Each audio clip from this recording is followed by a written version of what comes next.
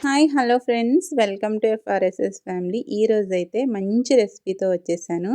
అదేనండి, మెంతికూర రైస్ ఇంకా పెరుగు చట్నీ అనమాట. ముందుగా అయితే పెరుగు చట్నీ చేసేసుకుందాం. దానికోసం అయితే సన్నగా చాప్ చేసుకున్న ఆనియన్స్, కొత్తిమీర, కరివేపాకు ఇంకా క్యారెట్ అన్నీ ఒక గిన్నెలో వేసుకొని రుచికి తగినంత సాల్ట్ వేసేసుకొని ఒక్కసారి చేత్తో క్రష్ చేసేసుకోండి. చక్కగా అవి మనం తినేటప్పుడు బాగుంటాయి.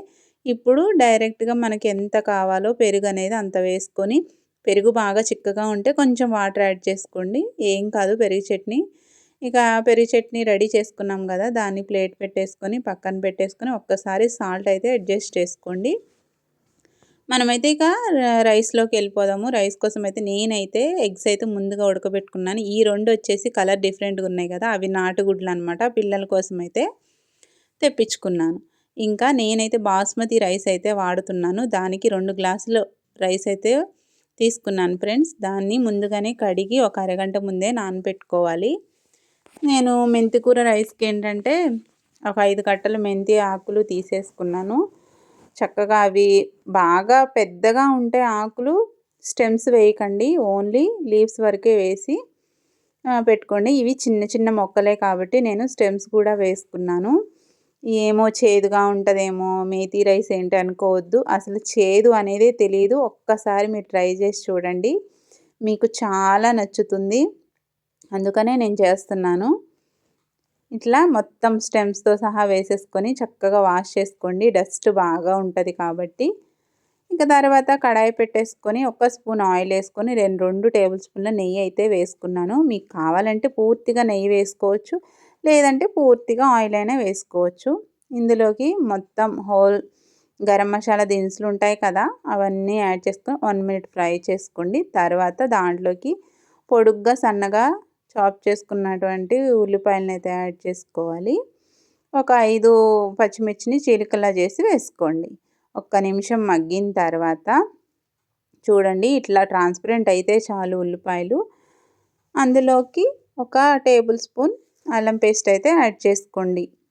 ఇంకా కావాలి, మాది చిన్న స్పూనేనండి, ఒక టేబుల్ స్పూన్ సరిపోదంటే ఇంకొక టేబుల్ స్పూన్ అల్లం పేస్ట్ యాడ్ చేసుకోండి. దీంట్లోకి కొద్దిగా చూసారు కదా, కొద్దిగా అంటే కొద్దిగా పుదీనా అయితే యాడ్ చేసుకోవాలి. ఓన్లీ ఫ్లేవర్ కోసం నేను టమాటా ముక్కలను కూడా వేశాను. ఇదైతే ఆప్షనల్ అండి. టమాటా మాకొద్దు అనుకుంటే మీరు లీవ్ చేసేయొచ్చు. ఆప్షనల్ అనమాట. ఒక నిమిషం మగ్గిన తర్వాత టమాటా ముక్కలు కూడా మగ్గిపోయాయి, సాఫ్ట్‌గా వచ్చాయి. తర్వాత క్యారెట్, మనం ముందుగానే కడిగి పెట్టినటువంటి మెంతికూర బాగా పిండేసి వాటర్ అనేవి లేకుండా ఇందులో వేసుకోవాలి. ఒక్క నిమిషం మూత పెట్టి మగ్గిస్తే మెంతికూర అనేది ఈజీగా ఉడికిపోతుంది. చూడండి ఎట్లా ఫ్రై అయిపోయిందో.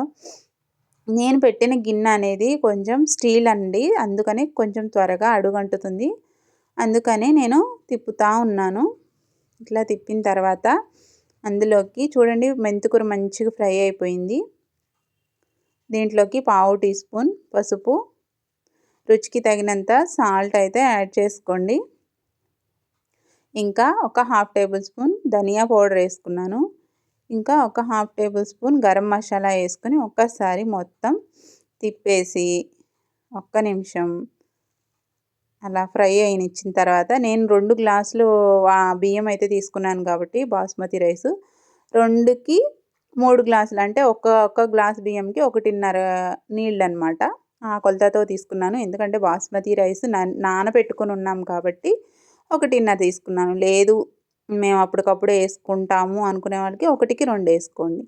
ఇట్లా కొంచెం ఫ్రై అయిన తర్వాత కొంచెం వాటర్ అనేవి మగ్గుతున్నప్పుడు బాగా సన్నగా చాప్ చేసుకోండి. కొత్తిమీర అనేది సన్నగా చాప్ చేసుకోవాలి. ఎంత వీలైతే అంత సన్నగా చాప్ చేసుకొని అందులో వేసుకోవాలన్నమాట. చూడండి ఎసరైతే వచ్చేసింది. ఒకసారి టేస్ట్ అనేది చూడండి. సాల్ట్ అడ్జస్ట్ చేసుకోండి సరిపోకపోతే. మనం ముందుగా నానబెట్టుకున్న బియ్యం నీళ్ళన్నీ తీసేసి ఆ బియ్యం వరకు అందులో వేసుకోవాలి.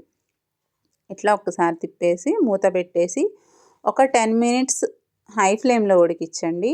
ఒక 10 మినిట్స్ ఏమో మీడియం ఫ్లేమ్లో పెట్టండి.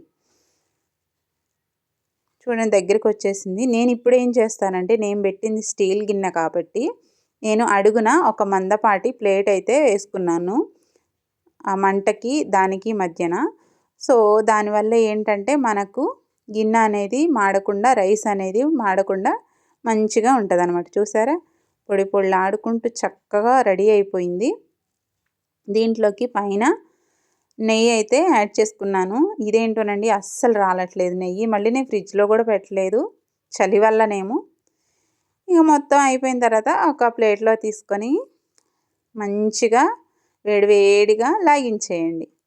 రైతా అయితే రైతా పెట్టుకోండి, మీ దగ్గర సాంబార్ ఉంటే సాంబార్ చేయండి. నాకైతే రైతా ఇష్టం, పిల్లలు కూడా బాగా ఇష్టపడతారు పెరుగు చట్నీ, అందుకనే పెరుగు చట్నీ చేశాను అన్నమాట.